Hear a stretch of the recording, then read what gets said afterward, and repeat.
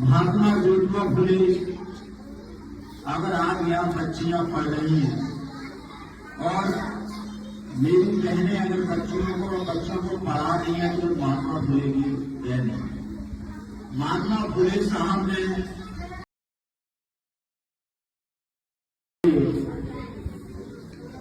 जो Bharat Ratna doctor B are Ambedkar साहब, युवा में क्रांति का जोश बनने वाले शहीद आजम उधम सिंह, भगत सिंह, बिरसा मुंडा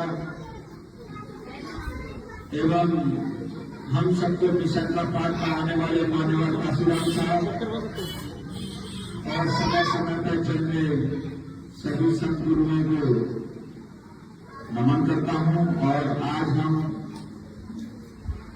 क्रांति के अग्रदूत राष्ट्रपिता महात्मा ज्योतिबा फुले की जयंती मना रहे हैं।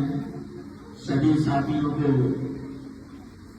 हार्दिक बधाई और मंगल कामनाएं एवं उनको नमन करता हूं। महात्मा ज्योतिबा फुले अगर आज यहाँ बच्चियां पढ़ रही हैं और मेरी बहनें अगर बच्चों को पढ़ा रही हैं तो महात्मा फुले की देन है।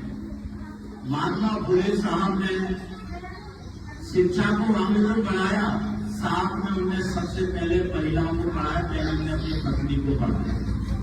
अगर वो अपनी पत्नी को नहीं पढ़ाते तो इतनी शिक्षा शायद ही हिस्सा हो पाता शिक्षा का। जिस समय पढ़ने का अधिकार नहीं था उस समय जितना भी हमारा दलित समाज या पिछड़े वर्ग के जो लोग थे उनको तो हर किसी को पढ़ने का अधिकार नहीं था, मगर उससे ज्यादा अगर कोई खराब चीज थी तो महिलाओं को किसी भी कोई अधिकार नहीं थे। तो सबसे पहले उन्होंने महिलाओं को पढ़ाया और उसके बाद अन्य महिलाओं को पत्नी को पढ़ाने के बाद तमाम स्कूल खुले जिससे कि हमारे देश की बच्चियां पढ़ सके, आगे चलकर उनको बढ़ सके। इसीलिए सबसे पहले अगर शिक्षा के क्षेत्र में नाम आता है, शिक्षा की जोत जलाने वाले कहे जाते तो महात्मा ज्योतिबा फुले। जब उन्होंने अपनी पत्नी को पढ़ाने की शुरुआत की तो सबसे पहले को पढ़ाने जाती थी तो कई लोगों को ये व्यवस्था बनाई थी कि पिछड़ों को पढ़ने का अधिकार नहीं है, वो उनके ऊपर गोबर फेंकते थे। माँ सावित्री बाई जब पढ़ाने जाती थी तो अपने बैग में साड़ी लेके जाती थी। वो साड़ी इसीलिए लेके जाती थी कि उसने ऊपर कोई गोबर फेंके तो उनकी साड़ी जल्दी रहेगा तो वो स्कूल में जाकर चेंज कर लेती। ऐसी परिस्थितियों में उन्होंने खुद अपनी पत्नी को पढ़ाया और उनकी पत्नी कंधे से कंधा मिलाकर उनके साथ में चली। आज देख लीजिए कि हर वर्ग का बच्चा और बच्ची और महिलाएं आज शिक्षा पा रही है। इन्हीं विचारों को लेकर आज हम जयंती मना रहे हैं कि हमको संकल्प लेना चाहिए कि जो महात्मा ज्योतिबा फुले ने जो हमारे समाज के लिए किया वो काम हम आने वाली पीढ़ियों के लिए करना होगा। जैसे आज खुशी की बात है कि आप लोग यहाँ निःशुल्क कोचिंग चला रहे हैं, हमारी छोटी छोटी बच्चों को शिक्षा देने का काम कर रहे हैं। इससे ये प्रेरणा लेना चाहिए कि हर किसी को ये शिक्षा की केंद्र खोलना चाहिए। तो 5 साल आप लोग चला रहे हैं, बहुत अच्छी चीज है, जिससे हमारे समाज को प्रेरणा मिलना चाहिए। और मैं तो ये चाहूंगा कि अगर मेरे से जो भी मन पड़े आप लोगों को मैं मदद करूंगा, हम और भी कोचिंग करेंगे।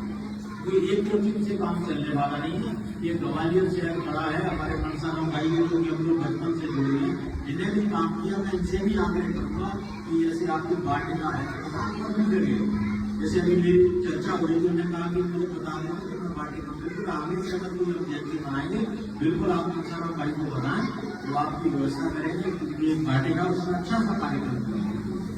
और लगातार नई नई कोचिंग खुलने का काम करेंगे हम लोग, क्योंकि अगर हम लोग वास्तव में चाहते हैं कि शिक्षा का काम आगे बढ़े तो हमको पाठशालाओं की संख्या बढ़ानी होगी। मैं जो वकील हूँ और आपको कानून के बारे में कोई जानकारी चाहिए कभी भी पूछ सकते हो। और दूसरी बात मैं ये चाहूंगा जो भी कोचिंग हमारे भाई चला रहे हैं उनसे ये मेरा आग्रह है कि आप ज्यादा नहीं तो 15 दिन में एक मेरी यहाँ क्लास करें, जो हमारे बच्चों को कानून की बहुत जरूरत है। अभी से हम थोड़ा को कानून पढ़ाएंगे कि बैड टच गुड टच क्या होता है, अगर कोई पीछा करता है तो उसका क्या मतलब है, कोई हमसे बदतमीजी कर रहा है तो उसकी शिकायत कहाँ करें, किन धाराओं में हो सकती है। हमारे बच्चों को सामने जो लोग पढ़ा रहे हैं, आप लोगों को भी सबको जानकारी बहुत जरूरी है। इसलिए मैं ये चाहूंगा कि आप चाहो तो मैं 15 मिनट में एक आपकी फिलहाल छोटी सी दे सकता हूँ। इसमें कानून की बारीकियां समझाएं, तो अभी से हम इनके अंदर जानेंगे तो वो कायदे में जो उनके साथ अत्याचार होने वाला हो तो हो सकता है, हो नहीं सकता है, क्योंकि अवेयरनेस बहुत जरूरी है।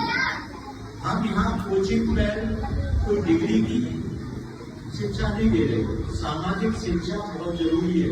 शिष्टाचार और सामाजिक शिक्षा देंगे तो वो समाज सशक्त बनेगा, तो हमारे बच्चे और बहनें भी सशक्त बनेगी, उनके ऊपर अत्याचार होगा हो नहीं पाएगा। तो ये हमारी बहुत जिम्मेदारी है। बाकी की महात्मा ज्योतिराव फुले के बारे में जितना कहो उतना कम है। उन्होंने देश नहीं पूरे राष्ट्र के लिए और पूरे देश के लिए काम किया। जब उनके बच्चे ने उन्होंने बच्चा गोद लिया, उसको पढ़ाया, डॉक्टर बनाया, उनका बच्चा डॉक्टर की पढ़ाई किया और महामारी आई तो उन्हें अपने बच्चे को भी उन्हें खोना पड़ा।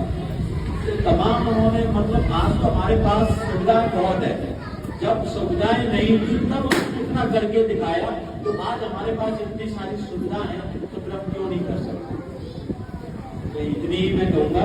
बाकी की सभी साथियों को शुभकामनाएं, सभी बच्चे पढ़े, पढ़ लिखकर अच्छे अधिकारी बने, मेरी बहनें भी अच्छी IAS बने। जिसको राजनीति का शौक है वो राजनीति भी करे, क्योंकि हमारी बहन जी की मुख्यमंत्री बनी है तो जाहिर है कि आगे की बहनें भी मुख्यमंत्री बने।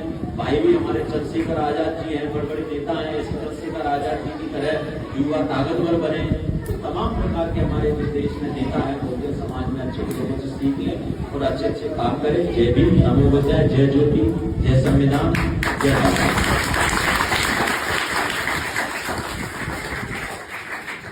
हमारे